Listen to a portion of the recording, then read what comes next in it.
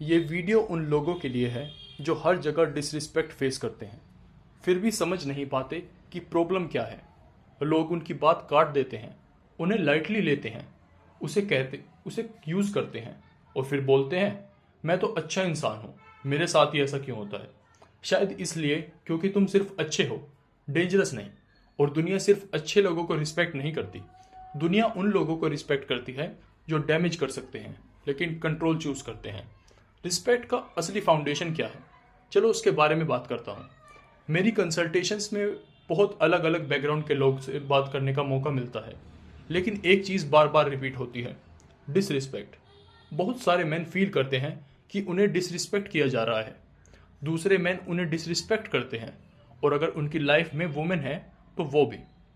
और जब लोग ये कंप्लेन लेके आते हैं तो मैं यूजुअली एक छोटी सी स्टोरी शेयर करता हूँ, आज भी वही करूँगा। ये हिंदू ट्रेडिशन की एक पेरेबल है। एक बार की बात है, एक कोबरा विलेज के आउटस्कर्ट्स में रहता था। उस स्नेक ने काफ़ी लोगों को काटा था और वो लोग मर गए थे, तो नेचुरली गांव वाले उससे डरते थे, अवॉइड करते थे। एक दिन एक साधु विलेज में आए और कोबरा ने साधु से अपना डर शेयर किया। सांप बोला, साधु साहब, मैं बहुत लोनली हूँ, अकेला हूँ, सब मुझसे डरते हैं, मुझे बीमारी की वजह समझते हैं, मुझे अवॉइड करते हैं, प्लीज़ मेरी मदद करो, मैं क्या गलत कर रहा हूँ। साधु ने जवाब दिया, स्नेक, लोग तुमसे इसलिए डरते हैं क्योंकि तुम्हारी दांत पॉइजनस है, तुम लोगों को मार देते हो। अगर तुम लोगों को काटना बंद कर दो तो शायद ये प्रॉब्लम खत्म हो जाएगी। स्नेक बोला, ठीक है, मेक सेंस, मैं काटना बंद कर देता हूँ, और वो घास में चला गया। एक हफ्ते बाद स्नेक वापस साधु के पास आया, लेकिन इस बार उसकी हालत खराब थी। आंख टूटी हुई थी, टेढ़ी गर्दन, टेढ़ी टेल, बॉडी का एक चंक मिसिंग था। साधु शॉक हो गए। स्नेक, ये तुम्हारे साथ क्या हुआ? वो बोला, साधु जी, मैंने आपकी सलाह मानी, फॉलो की, मैंने लोगों को काटना बंद कर दिया, लेकिन जैसे ही लोगों को पता चला कि मैं काट नहीं पाऊंगा, उनका डर गुस्से में बदल गया। उन्होंने मुझे इतनी बुरी तरह मारा, मैं मुश्किल से जान बचाकर निकला हूँ। ऑनेस्टली मुझे तब ज़्यादा अच्छा लगा था जब लोग मुझे अवॉइड करते थे। ये तो बहुत ज़्यादा दर्दनाक कर दिया आपने। और साधु ने जवाब दिया, स्नेक, मैं तुम्हें बाइट करने से मना नहीं किया था, मैंने तुम्हें हिस करने से नहीं। समझे? दोबारा बताता हूँ, सांप, मैंने तुम्हें काटने से मना किया था, हिस करके आवाज़ निकालने से नहीं। और यही स्टोरी खत्म होती है। लेकिन इसका मोरल बहुत डीप है। जो लोग डिसरिस्पेक्ट का स्ट्रगल फेस करते हैं, उन्हें एक चीज़ समझनी पड़ेगी, लोगों को तुम्हारा हिस्स करना ज़रूरी है। तुम्हें अगर तुम इतने मीक, इतने एग्रीएबल, इतने हार्मलेस बन जाते हो कि किसी को लगता ही नहीं तुम कभी रिटेलिएट करोगे, तो फिर दुनिया तुम्हें सेकंड हाफ वाले स्नेक की तरह समझेगी और ट्रीट करेगी। तुम सबका पर्सनल पंचिंग बैग बन जाओगे।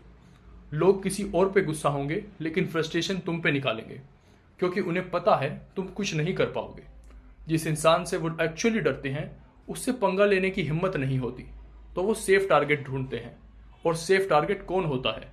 वो इंसान जो कभी हिस नहीं करता, कभी घुर्राता नहीं। ऐसे में तुम दूसरों को पेन एब्जॉर्ब करने लगते हो, दूसरों का फ्रस्ट्रेशन, दूसरों का अग्रेशन, वो अग्रेशन जो वो किसी और पे निकालना चाहते थे, लेकिन कॉन्सिक्वेंसेस से डरते थे। लेकिन तुम्हारे साथ कोई कॉन्सिक्वेंस नहीं, और शायद रीज़न ये है कि तुमने अपने माइंड में डिसाइड कर लिया है कि एंगर और एग्रेशन गलत है, तो तुम कॉन्सिक्वेंसेस इंप्लीमेंट करना ही कंसिडर नहीं करते। और इसी वजह से फैमिली रिलेशनशिप्स कभी कभी दुनिया के सबसे डिसफंक्शनल रिलेशनशिप बन जाते हैं, क्योंकि फैमिली में लोग दो डेंजरस बिलीफ लेकर चलते हैं।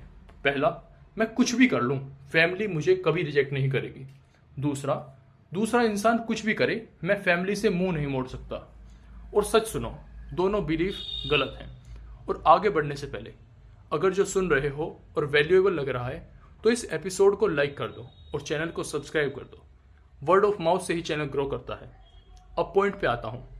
हिसिंग इंपॉर्टेंट है, मतलब तुम दूसरों को ये कम्युनिकेट करना तुम कैपेबल हो कि सर्टेन सिचुएशंस में तुम लाइटली लेने लायक इंसान नहीं हो। तुम्हारे अंदर कुछ तो ऐसा होना चाहिए जिससे लोग थोड़ा डरें। और ये सुनने में अनकंफर्टेबल लगेगा, लेकिन फियर ही रिस्पेक्ट का फाउंडेशन है। हाँ, फियर। हम उन लोगों को रिस्पेक्ट करते हैं जो हमें हर्ट करने की पावर रखते हैं लेकिन चूज नहीं करते। दोबारा सुनो, रिस्पेक्ट उनके लिए आता है जो डैमेज कर सकते हैं लेकिन रिस्ट्रेंट दिखाते हैं। हार्मलेस होना वर्च्यू नहीं है। अगर तुम्हारे पास हार्म करने की कैपेसिटी ही नहीं है तो तुम्हारे पास जेन्युइनली गुड करने की भी पावर भी लिमिटेड होगी, क्योंकि दोनों को का एक रूट है, सेम रूट है, पावर। और अगर तुम किसी को हेल्प भी नहीं कर सकते और हर्ट भी नहीं कर सकते तो बेस्ट केस सिनेरियो में तुम इररेलेवेंट हो और वर्स्ट केस में तुम उन लोगों की मर्सी पे जिंदा हो।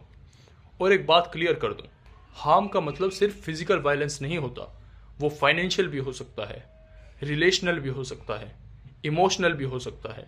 बस दूसरे इंसान को ये फील होना चाहिए कि तुम रिटेलिएट कर सकते हो, और वही अवेयरनेस लोगों को ज़्यादा रिस्पेक्टफुल बनाती है। इसीलिए कंट्रीज पीस ट्रीटी साइन करने के बाद भी आर्मीज रखती हैं। सिर्फ नोबल वर्ड्स और गुड इंटेंशंस बॉर्डर सिक्योर नहीं करते, बंदूकें करती हैं। और अगर बंदूकें नहीं हैं तो तुम्हें किसी और तरीके से डैमेज करना आना चाहिए, जैसे मनी के थ्रू। इसी तरह स्विट्जरलैंड ने सेंचुरीज ऑफ वॉर के बीच भी न्यूट्रल और सोवरेन रहना मैनेज किया। तो पॉइंट सिंपल है, अगर तुम रिस्पेक्ट चाहते हो तो लोगों को अपने एग्रेशन के कॉन्सिक्वेंस से डर लगना चाहिए, और उसके लिए लेवरेज चाहिए। कभी लेवरेज फिजिकल होता है,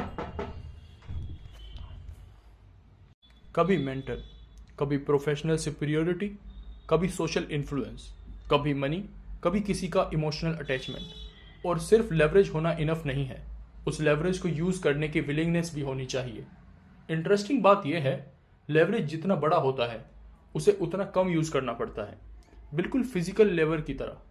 इसीलिए टेडी रूजवेल्ट ने बोला था, speak softly and carry a big stick. अगर तुम्हारा स्टिक बड़ा है तो चिल्लाने की जरूरत नहीं पड़ती, थ्रेट देने की जरूरत नहीं पड़ती, अग्रेसिव होने की जरूरत नहीं पड़ती। तुम्हारा स्टिक तुम्हारी तरफ से बोल देता है। अगर रिस्पेक्ट चाहिए तो दूसरों को फील होना चाहिए कि तुम्हारे अंदर कुछ ऐसा है जिससे डरना चाहिए। रिस्पेक्ट के लिए सफिशिएंट नहीं है, लेकिन बिना इस कंडीशन के रिस्पेक्ट यूजुअली एग्जिस्ट ही नहीं करता।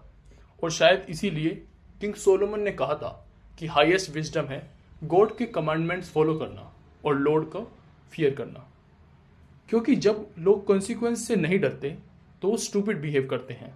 तो शायद विजडम की तरह रिस्पेक्ट भी अप्रोप्रिएट फियर डिमांड करता है। उसे कंप्लीटली एलिमिनेट करना शायद ह्यूमन फेवर में नहीं है। सोचने वाली बात है। तुम्हारा क्या एक्सपीरियंस रहा है? क्या ये चीज़ तुम्हारे रियलिटी से मैच करती है? कमेंट्स में बताओ। और हमेशा की तरह थैंक यू फॉर लिसनिंग।